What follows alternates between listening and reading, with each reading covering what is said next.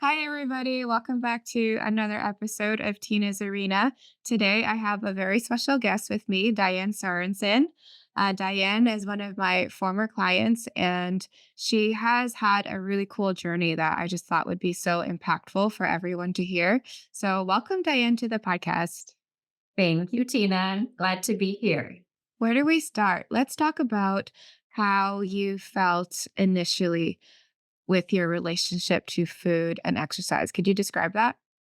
Yeah, it's been a long journey. Um, I think my relationship with food, ultimately, when I started working with you, Tina, I realized that I'm punishing myself with food and exercise to two different degrees. It was either a complete restriction or it was a complete overindulgence. Same with the food, or like with the exercise, it was overdoing it to underdoing it. But on both sides, I realized as we worked together that I was punishing myself on both sides. Mhm. And if I remember correctly, you also had a little bit of a rebel in you as well. Like you told yourself you needed to exercise, but then you're like, wait, no, I don't want to. Can you Right. explain that a little bit too? Yeah, I think I had a lot of anger and resentment, not that I was even really aware of that. But like around the exercising, it was kind of like, you know, society told me I had to be a certain way, look a certain way. And so I over exercised and restricted food to look that way and to be accepted. And then I kind of went to the other side and said, oh, wait a minute. Okay. I don't need to prove myself. So then I just kind of was like, yeah, I don't want to exercise and I'm going to eat whatever and whenever I want to. And so it flipped, but in reality, I was still punishing myself. Mhm. And what did that feel like to have that punishment all of the time? Were you making able to make progress toward your goals? On the outside, it looked great. I got lots of gold stars. I got lots of validation on how great I looked. And, I had all the cute clothes and brand new clothes,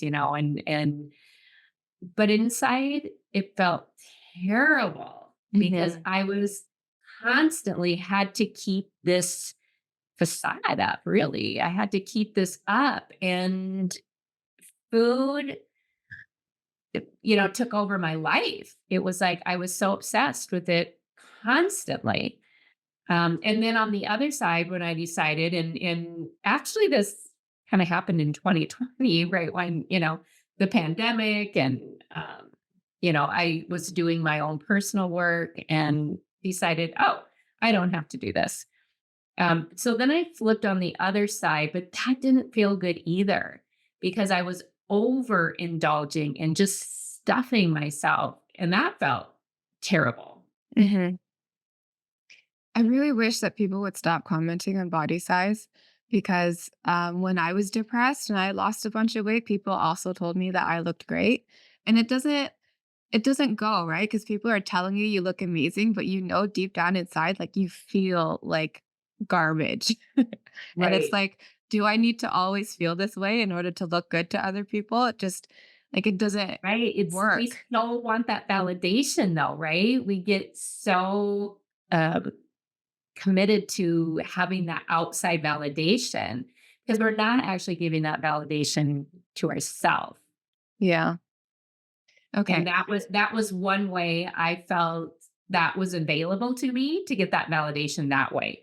So some people got their validation, like some friends of mine got their validation from being excellent at academics, which I felt that was not available to me because I was not excellent at academics. So I felt that, I was small by nature, and I felt that was available to me. So that was the thing that I was going to have that other people wanted. Mhm. Okay. So, what is it about that conversation that we had that really stuck with you that one day that kind of turned on the light bulb moment for you? Yeah. Well, one of the things that brought me closer to you was when you talked about emotional eating. And I knew that I had this, I mean, I knew for years that I had this strange relationship with food. But it wasn't, I didn't, I don't know, I really didn't ever want to address it. Mhm. And it just didn't sit with me. People, yeah, health and wellness coaches that were, about losing weight and looking good and da da da. I just wanted at this point to feel good. And when you said emotional eating, I'm like, okay, I'm there because I know that's what I'm doing. And then when we talked, and I realized, oh, I have all my life punished myself with food, either through restriction or overindulgence. And then we were talking about, well, what's the opposite of punishing? And one of the things that came up was reward, which I didn't like because I think actually rewards can be punishing. And I then we came up with, oh, it's love. Love is the opposite of punishing. Being compassionate with myself is the opposite of punishing myself. And so then it was like, oh, how can I love myself with food? How can I Mhm. love myself with exercise? And it didn't have to look a certain way. It just needed to feel loving to me. Mhm. And then, so from then, we did a little bit of coaching and we started to implement some habits. And can you talk about how that went when you started implementing habits with the different mindset of love? Yeah. So the habits started really small, and so, some of them are still really small. And I think that's one of the things that gets us caught up too, is that, well, that's not enough. That's not going to do enough. Like, again, we have to go back to that all or nothing, or it needs to be enough to matter. And so, like with water, I was never a water drinker, and that's the other thing, is I started changing my stories. So instead of saying, well, I've never been a water drinker, I started saying I am a water drinker, and created the habit of drinking water. And it started with one glass. And I did that for a month. But what I realized was, oh, I have been more consistent with drinking water now than I have ever been in my life. Because I would try to do drink, 64 ounces or a gallon or whatever it was. And I do it for a week and then it would drop off. So then I did that, and I'm drinking 64 ounces of water. I'm drinking 4 16-ounce glasses of water every single day Oh, that's consistently. amazing. Yeah. So what I found out was it's not the amount of the habit, it's the consistency of the habit. And so the other thing I did, I don't even know if I told you this, but I was also a pop drinker, and I still am. I like I do. But what I kind of, and I've always tried to stop. Like, I need to quit, or I need to just have one, or, I need to tell myself I don't want it, whatever. None of that ever worked. So what I'm doing now is saying, you know what? If you want pop, you have pop. Have those 4 glasses of water a day, and you can have as much pop as you want. Mhm. So, but what happens is I actually drink less pop because that water fills me up. And I don't need as much of the pop. So that's been helpful. So the exercise, the same thing. I used to overdo it. I really stressed my body a lot doing that. Both those things, restricting food and then over exercising, really stressed my body. And so when I quit doing that, yeah, it was really hard for me to go back to exercising because it was like, well, if I'm only going to do 10 minutes or if I'm just going to go for a walk, what's the point?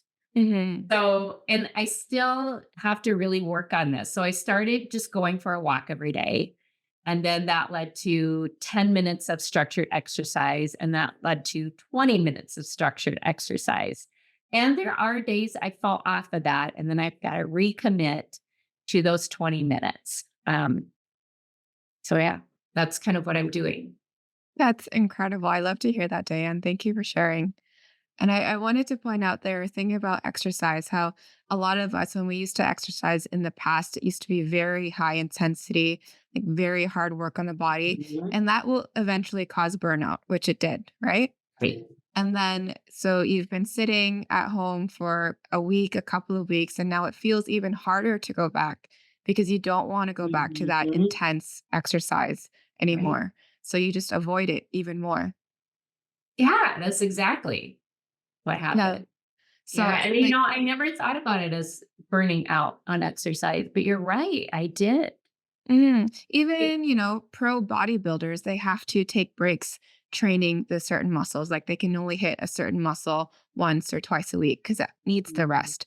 And mhm, as beginners, we're usually doing full body exercises every single day.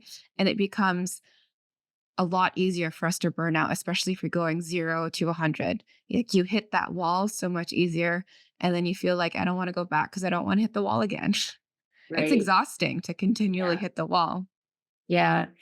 And as far as the food goes, I do ask myself, am I loving myself with this food or am I just eating it to avoid?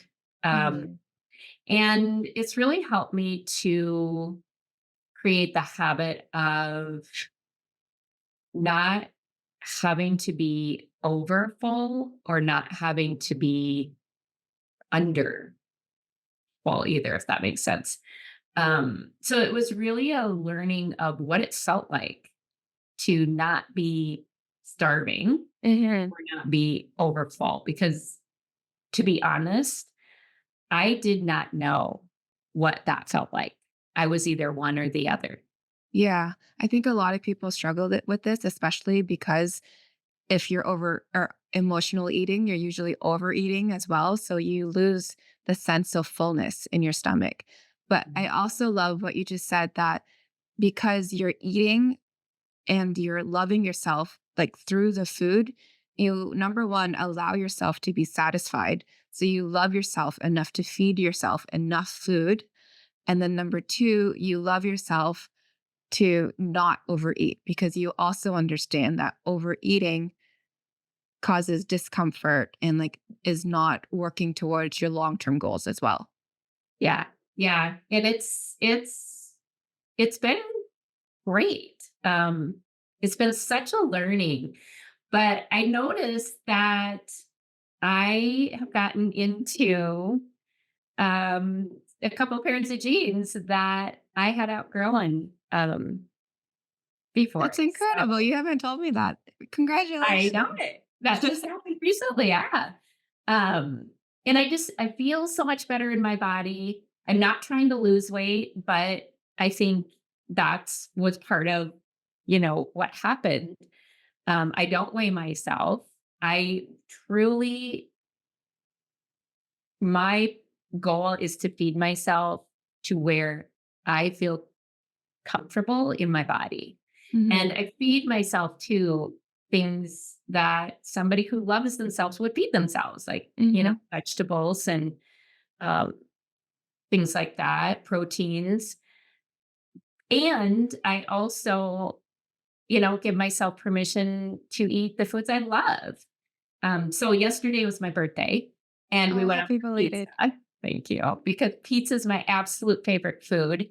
And I remember eating the pizza and thinking to myself, this is so great that I can enjoy this food without, internally punishing myself about you really should be eating this, or you shouldn't eat so much, or you need to stop now, or whatever. It was just eating and enjoying the food and stopping when I was ready to do that. That is amazing. I think that is like the result I wish that everyone could have. Yeah, Okay. So I think your goal when we were working together, you just said was to feel good in your body. So do you think you're there yet? I do. I do feel good in my body. And I think that's something you have to pay attention to all the time. Hmm. It's the work. And yes, I feel good in my body. I remember yesterday, just midday, just thinking, I really feel good. Yeah. Not because of things that were going on externally, but just how I was feeding myself. It was just, it felt good. That is incredible.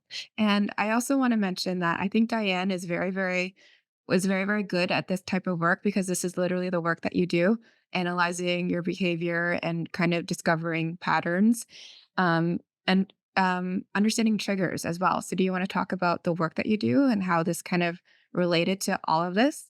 Yeah. So I am a transformational coach and podcaster as well. And I specifically specialize in parenting and women's relationships. So I help women feel more calm, more connected, and more confident in their relationships and in their parenting. And so it was funny when we were working together because there were a lot of things we talked about, and I would go, "Oh, that's what I work with parents on with their children."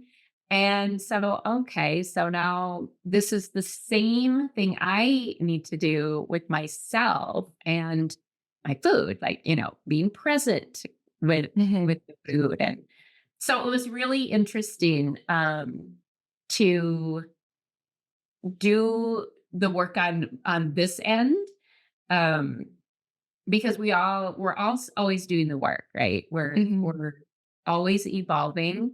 And I always say, every coach needs a coach and every therapist needs a therapist, and whatever. None of us do this by ourselves. None of us do this alone. So yeah. Okay. And you brought up a word which I think describes it perfectly. It's a relationship. Like you coach between the parent relationship with their kids. And this is the same thing. It's just our relationship to the food, except the food's not talking back at you and the food is probably providing comfort a lot of the time. Right, right. And it all comes down to really the relationship we have with ourselves, which we Hmm. don't uh, usually think about. It's we have a very focused outward look. So yeah. So, in terms of your work with the parents, how are you helping them with their relationship to themselves? So I do a lot of shadow work. We do a lot of boundary work, and boundaries around our time. What do us moms do? We do everything for everyone. We're taught to serve others, not ourselves. And so that's one of the big things that we I teach a healthy dose of selfishness, um, so that we can use boundaries to get our own needs met. Because boundaries are really for us. It's not about putting boundaries on somebody else and telling them what they can and cannot do. It's that's doing putting boundaries on us so that we are getting our own needs met. So that is a lot of the work that I do, really about breaking generational patterns and Hmm. outdated cultural beliefs and creating those deep connections, and becoming the leaders that our children today need. And I love this because it's so perfect. It fits so well with like the work that I do. It's all about breaking, the generational trauma that everyone has around food and dismantling diet culture. So it's like everything is so, so related and it's beautiful.